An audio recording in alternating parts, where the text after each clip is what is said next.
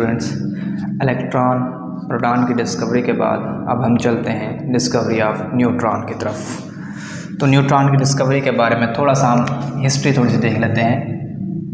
हमारे पास एक साइंसदान है रदरफोर्ड ने 1920 के अंदर 1920 के अंदर इसने एक प्रेडिक्शन की थी, एक दावा किया था। क्या प्रेडिक्शन की थी? इसने कहा था कि एटम के अंदर इलेक्ट्रॉन और प्रोटॉन के अलावा एक तीसरा पार्टिकल भी पाया जाता है। मतलब एटम के अंदर हमारे पास इलेक्ट्रॉन और प्रोटॉन के अलावा एक थर्ड न्यूट्रल पार्टिकल भी पाया जाता है जिसके ऊपर कोई चार्ज नहीं होता। न्यूट्रल पार्टिकल एग्जिस्ट करता है, पाया जाता है, और इस न्यूट्रल पार्टिकल का जो मैस है, वज़न है, वो नियरली इक्वल है किस चीज़ के? प्रोटॉन के मैस के क्या है? बराबर है। उसने ये दावा क्यों किया था? उसने कहा था कि अगर हम एटम के मैस की तरफ जाते हैं तो फिर हम इलेक्ट्रॉन और प्रोटॉन अकेले के लिहाज से एटम के मैस को जस्टिफाई नहीं कर सकते, तो हमें एक और पार्टिकल क्या होता है, एक एग्जिस्ट करता है। क्लियर हो गया? और वो तीसरा पार्टिकल कौन सा था? न्यूट्रल पार्टिकल है। तो इस न्यूट्रल पार्टिकल को डिस्कवर किसने किया था? इस न्यूट्रल पार्टिकल को 1932 के अंदर, आपकी बुक के अंदर 1933 की दिया गया है और वहाँ पे साइंसदान का नाम भी नहीं। 1932 के अंदर एक साइंसदान है चैडविक नामी एक साइंसदान है, चैडविक नामी एक साइंसदान है, जिसने क्या किया था? एक एक्सपेरिमेंट परफॉर्म करके डिस्कवरी ऑफ न्यूट्रॉन किया था। डिस्कवर किया था न्यूट्रॉन को एक एक्सपेरिमेंट के ज़रिए। ठीक हो गया बेटा? हमारे पास अगर हम एक एक्सपेरिमेंट की बात करें तो एक एक्सपेरिमेंट के अंदर आपको नज़र आ रहा है कि ये जो हमारे पास एक्सपेरिमेंट है, इसमें हमारे पास ये एक सोर्स है जहाँ से ये अल्फ़ा पार्टिकल क्या होते हैं? प्रोड्यूस की गई हैं, और यहाँ से अल्फ़ा पार्टिकल को टारगेट किया गया एक बेरिलियम एलिमेंट के ऊपर, और जैसे ही ये अल्फ़ा पार्टिकल बेरिलियम टारगेट को हिट करती हैं तो वहाँ से ये अल्फ़ा पार्टिकल बेरिलियम का एटम एक्सेप्ट कर लेता है, कैप्चर कर लेता है, और कैप्चर करने के बाद हमारे पास ये कन्वर्ट हो जाता है एक और एटम के अंदर, और फिर वहाँ से क्या होती हैं? कुछ न्यूट्रल पार्टिकल क्या होता है? इमिट होते हैं, क्योंकि डिटेक्टर के अंदर उनके ऊपर किसी किस्म का चार्ज आपको शो नहीं होता। और अगर हम इस पूरे एक्सपेरिमेंट को एक इक्वेशन की फॉर्म में लिखें तो आपके पास ये इक्वेशन नज़र आ रही है। इसमें हमारे पास अल्फ़ा पार्टिकल, जिसको हमने हीलियम के न्यूक्लियाई से ज़ाहिर किया गया है, साथ में बेरिलियम का एटम है, ये दोनों कंबाइन होके हमारे पास एक और एटम दे रहे हैं, और साथ में हमारे पास क्या मिल रहा है? हमें न्यूट्रॉन की डिस्कवरी, न्यूट्रॉन पार्टिकल के तौर पे एज मिल रहा है जी। हम आ जाते हैं, चैडविक ने डिस्कवर किया था न्यूट्रॉन, और डिस्कवरी न्यूट्रॉन करने के बाद उसने ये कुछ बातें की थी न्यूट्रॉन के ऊपर कि इसके ऊपर क्या होता है? डिस्कवर न्यूट्रॉन इसका जो मैस होता है वो हम ऑलरेडी पढ़ चुके हैं।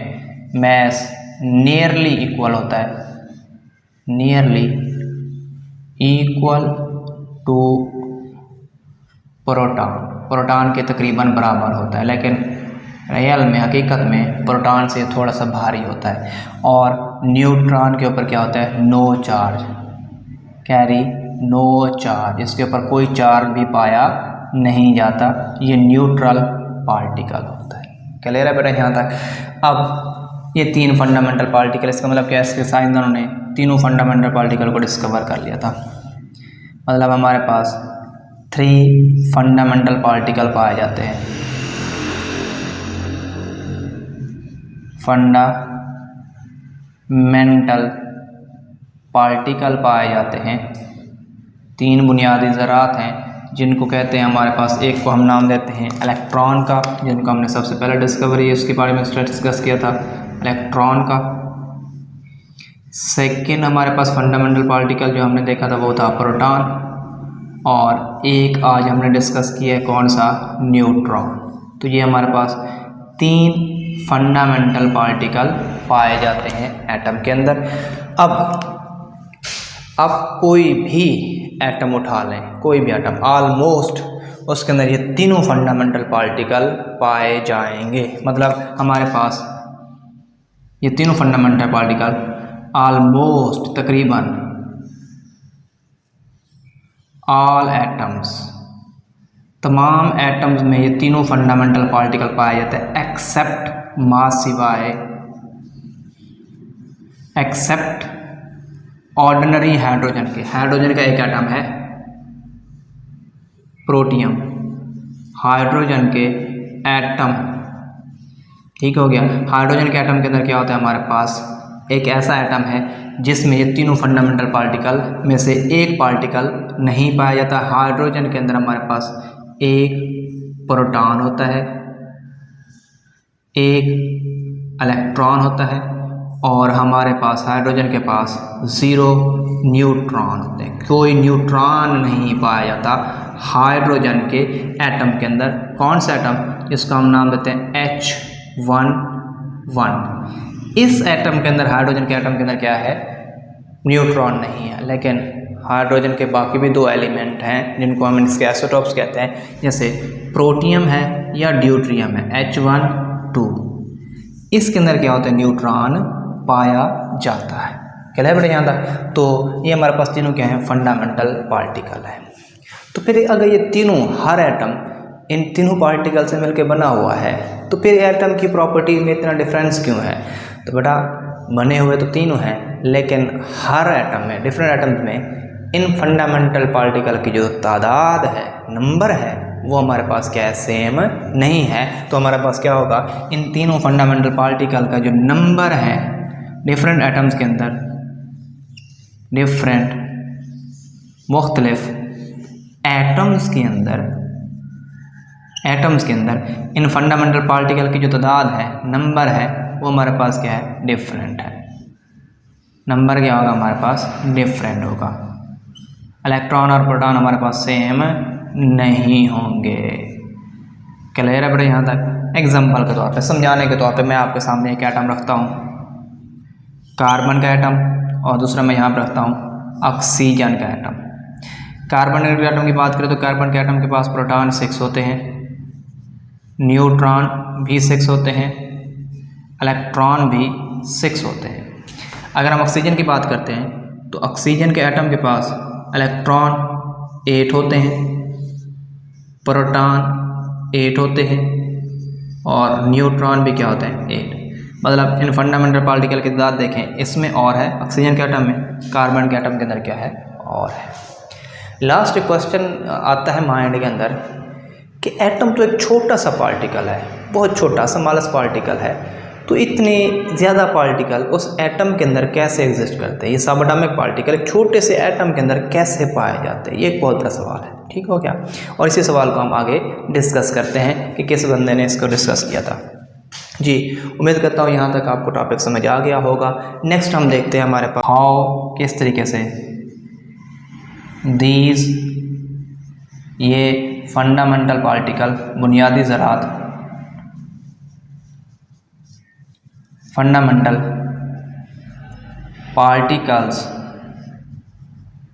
प्रेजेंट होते हैं किसके अंदर, टीनी एटम के अंदर, छोटे से एटम के अंदर। तो हम डिस्कस कर रहे थे यहीं पे कि हमारे पास ये जो पार्टिकल होते हैं डिफरेंट होते हैं, तो किस तरीके से ये फंडामेंटल पार्टिकल एक छोटे से एटम के अंदर पाए जाते हैं, कहाँ पे पाए जाते हैं, कैसे पाए जाते हैं, इस चीज़ को हम डिस्कस करते हैं। तो इसके डिस्कवरी के लिए हम देखेंगे यहाँ पर डिस्कवरी ऑफ न्यूक्लियस, कि न्यूक्लियस की डिस्कवरी कैसे हुई थी। हमारे पास एक साइंसदान है लॉर्ड रदरफोर्ड,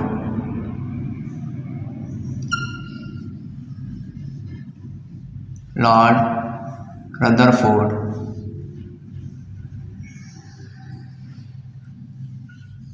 इस साइंसदान ने 1911 के अंदर, ये जो सवाल हमारे पास था प्रीवियस, इसका आंसर दिया था कि ये टिनी पार्टिकल कहाँ पे पाए जाते हैं एटम के अंदर। तो इसने क्या किया था, आंसर दिया था इस क्वेश्चन का।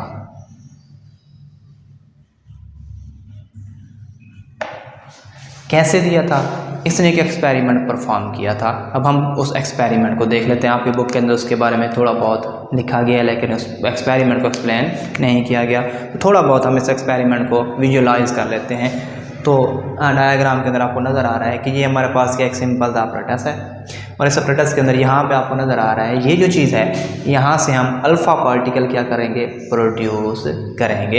ये हमारे पास के रेडियम का सोर्स है, यहाँ से अल्फ़ा पार्टिकल को प्रोड्यूस किया गया है। और इन अल्फ़ा पार्टिकल को आपके सामने नज़र आ रहा है, ये जो चीज़ है हमारे पास, ये गोल्ड फॉयल है, सोने की परत है, बहुत बारीक गोल्ड फॉयल है, और इसकी थिकनेस 0.0004 सेंटीमीटर है। और इसके अंदर ये जो आपको सर्कल से नज़र आ रहे हैं, ये हमारे पास गोल्ड के एटम हैं, और इनके सेंटर में जो चीज़ आपको प्लस के साथ नज़र आ रही है वो हमारे पास क्या है, न्यूक्लियस है। उसके बाद इसके साथ हमारे पास यहाँ पे क्या लगा हुआ है, डिटेक्टर लगा हुआ है, मतलब हमारे पास फ्लोरेसेंट स्क्रीन है जो बताती है कि कहाँ कहाँ पे अल्फ़ा पार्टिकल पहुँचे।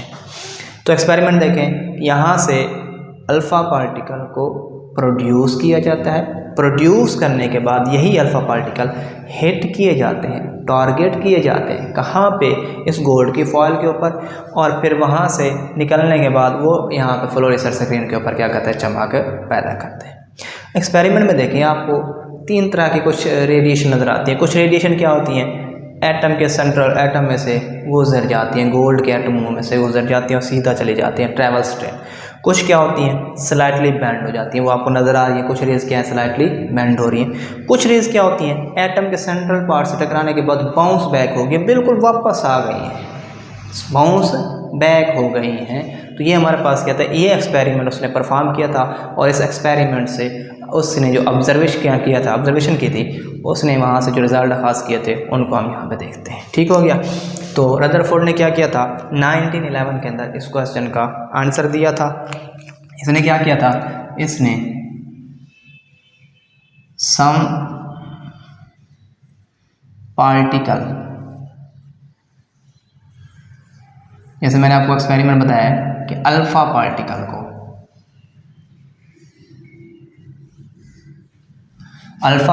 को क्या किया गया, यहाँ से अल्फ़ा पार्टिकल को लेके थिन गोल्ड की फॉयल के ऊपर, थिन गोल्ड फॉयल के ऊपर, जिसकी थिकनेस हमारे पास है 0.0004 सेंटीमीटर, इस थिन गोल्ड की फॉयल के ऊपर क्या किया गया, इन अल्फ़ा पार्टिकल को स्ट्राइक किया गया, मारा गया। ठीक हो गया। तो इन अल्फ़ा पार्टिकल ने गोल्ड फॉल में से कुछ पार्टिकल पास आउट हो गए, कुछ बाउंस बैक हो गए। तो इस एक्सपेरिमेंट से उसने क्या ऑब्ज़र्व किया, उसने जो मुशाहिदा किया उसकी बेस पर उसने कहा, ऑब्ज़र्वेशन से, मुशाहिदे से उसने जो चीज़ रिज़ल्ट अकास किया था हम उसी को देखते हैं। तो लॉर्ड रदरफोर्ड ने कहा था इस एक्सपेरिमेंट के नतीजे में, उसने कहा था कि जो हमारे पास एटम है वो दो पार्ट में मुश्तमिल होता है। उसने कहा था कि जो हमारे पास एटम है, एटम वो एक्चुअल में 2 पार्ट्स पर मुश्तमिल है, 2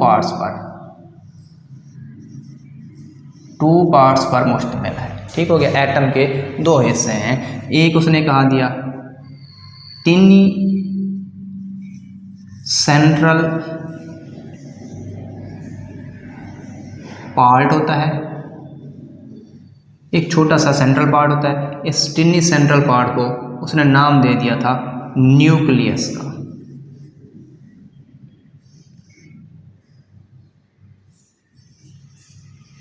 ठीक हो गया। और इसने कहा था एक और क्या होता है हमारे पास, लार्जर पार्ट होता है या एरिया होता है जो क्या करता है, सराउंड द न्यूक्लियस, जो न्यूक्लियस के गिर्द होता है, सराउंड द न्यूक्लियस, जो न्यूक्लियस के गिर्द पाया जाता है वो एक लार्ज एरिया होता है। और एक छोटा सा टिनी सेंट्रल पार्ट होता है न्यूक्लियस, और इसके गिर्द क्या होता है, एक लार्ज एरिया पाया जाता है। तो सवाल वही है कि ये फंडामेंटल पार्टिकल कैसे हैं। तो हमारे पास जो इलेक्ट्रॉन प्रोटॉन है, इस न्यूक्लियस के अंदर क्या होता है, हमारे पास प्रोटॉन भी पाया जाता है, और इस न्यूक्लियस के अंदर न्यूट्रॉन भी पाया जाता है। मतलब एटम के न्यूक्लियस के अंदर प्रोटॉन और न्यूट्रॉन पाए जाते हैं। और जो लार्जर पार्ट है सराउंड द न्यूक्लियस, उसमें क्या पाया जाता है? उसमें इलेक्ट्रॉन पाया जाता है, उसमें इलेक्ट्रॉन पाया जाता है। ठीक हो गया बेटा यहाँ तक? अब सवाल फिर वही आ गया कि हमारे पास इलेक्ट्रॉन का मास बहुत कम है, मतलब इलेक्ट्रॉन प्रोटॉन से 1836 गुना स्मॉलर इन वेट है। मतलब जो प्रोटॉन है वो इलेक्ट्रॉन से 1836 गुना भारी है, हैवी है। मतलब हमारे पास प्रोटॉन का जो मास है वो ज़्यादा है किससे? इलेक्ट्रॉन से। कितना ज़्यादा है? 1836 गुना। और हमने ये भी पढ़ा हुआ है कि प्रोटॉन का मास और न्यूट्रॉन का मास क्या होता है? नियरली इक्वल होता है। तो एटम का जो एक्चुअल में मास है, वज़न है, वह एक्चुअल में किसकी वजह से है? प्रोटॉन और न्यूट्रॉन की वजह से। और ये दोनों पार्टिकल किसमें पाए जाते हैं? न्यूक्लियस के अंदर पाए जाते हैं। क्लियर है बेटा यहाँ तक? इसका मतलब क्या होता है कि हमारे पास जो एटम का वज़न है, एटम का जो मास है या वज़न है, वो न्यूक्लियस पे डिपेंड करता है। मतलब न्यूक्लियस के अंदर मौजूद प्रोटॉन और न्यूट्रॉन के ऊपर डिपेंड करता है। मतलब एटम का सारा वज़न इन्हीं दो पार्टिकल के ऊपर। अगर ये दोनों पार्टिकल ज़्यादा होंगे तो एटम का वज़न ज़्यादा होगा, और अगर इन दो पार्टिकल की तादाद कम होगी तो एटम क्या होगा? लाइट वेट होगा। नेक्स्ट चीज़, एक छोटे से हिस्से के अंदर ये प्रोटॉन न्यूट्रॉन कैसे पाए जाते हैं? तो यहाँ पे लिखा हुआ है कि इन दोनों पार्टिकल के दरमियान न्यूक्लियर फोर्सेस पाई जाती हैं। न्यूक्लियर फोर्सेस जो इन दोनों पार्टिकल को क्या रखती हैं? होल्ड करके रखती हैं। अच्छा, एक चीज़ बेटा, प्रोटॉन और न्यूट्रॉन की तादाद बहुत सारे एटमों के अंदर बराबर होती है, जैसे हमने प्रीवियस देखा था कार्बन और ऑक्सीजन के अंदर। लेकिन बहुत सारे एटम ऐसे हैं जिनमें न्यूट्रॉन और प्रोटॉन की तादाद बराबर नहीं है, ये वेरी करती है। ठीक हो गया बेटा यहाँ तक? तो इस चीज़ के लिहाज से तो ये था हमारे पास डिस्कवरी ऑफ न्यूक्लियस और डिस्कवरी ऑफ न्यूट्रॉन। उम्मीद करते हैं आज का लेक्चर आपको समझ आया होगा। अगर अभी भी किसी बच्चे का कोई भी डाउट रह गया है या कोई क्वेश्चन है तो वो कमेंट सेक्शन में ज़रूर पूछ सकता है। ठीक हो गया? इसके अलावा अगर आप मेरे चैनल के ऊपर न्यू हैं तो मेरे चैनल को ज़रूर सब्सक्राइब करें और बेल आइकन को दबाना ना भूलिएगा, ताकि मेरी लेटेस्ट वीडियोस की नोटिफिकेशन आपको जल्द अज जल्द मिलती रहें। Thanks for watching. दुआओं में याद रखिएगा। अल्लाह हाफ़िज़।